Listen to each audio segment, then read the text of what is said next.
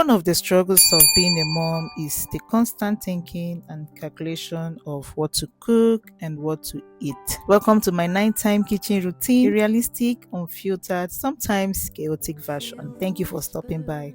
Baby, got me hooked on you once again. Well, as a Nigerian mom of 4 living in Malaysia, this is what my evenings look like in my kitchen. If you came here for aesthetics, you will not get it, you won't get it. But you will get real life scenarios like where I'm dishing my stew, just like I'm doing there. You might also catch my toddler making executive decisions. You know, these children, you never can tell. Anyways, so I started off by cleaning my kitchen island because somehow it attracts crumbs, toys, homework papers, and even some suspicious plantain from last week. Yes, never can know. So first of all, you make sure you wipe it down. But anyways, I always tell myself, let me just do a quick wipe down, but 15 minutes later I am depleting like a woman possessed with love.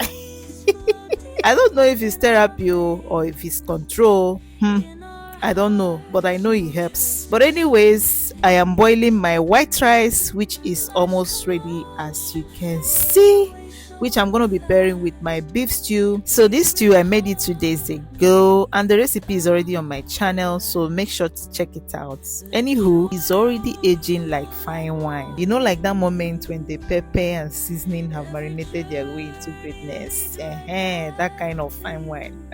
So now my rice is ready, as you can see, and my stew has already done its thing in the microwave. So now it's time to dish. The happiest moment of the day, time to eat. But yeah, first of all, I had to dish for my odoku parara, because if I don't dish for my odoku parara first, who I'm gonna dish for?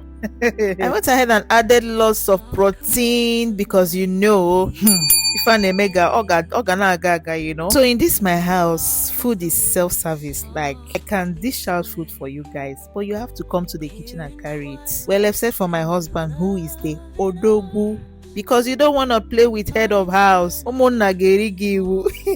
anyways, this is my husband's food. That food was like really, really hot, but my husband, he likes his food really hot, so I had to pop it in the microwave again to make it really hot. So while I waited for my husband's food to heat up in the microwave, I went ahead to dish out for my kids, because at this point everyone was really famished. Anyways, that was how one of my son asked me, "Mommy, did you put meat?" I don't know if it's only in my house that they do that, or do they do it in your house? Because these children, the wings, they are growing. "Mommy, did you put meat?" And I was like, "Yes, my dear, meat is included in the subscription. What do you think?" I don't know if I'm the only one that this happens to, because I'm usually the first person to say I'm hungry in my house, but I'm usually the last person to eat.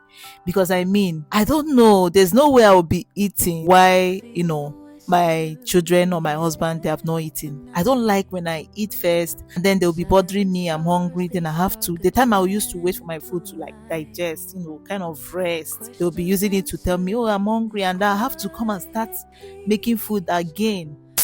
I don't like it. I usually like to dish out to everyone, then eat last. But anyways, I was done dishing out the food and I had to call them to come and carry their food. So Cute is the first son. He had already took his own. You saw him first, and then this is Special, and he came and carried his own as well.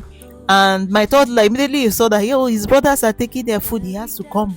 He had to come and ask me, "Mommy, where is my own?" But anyways, who you are seeing on the screen right now is Light, my third son.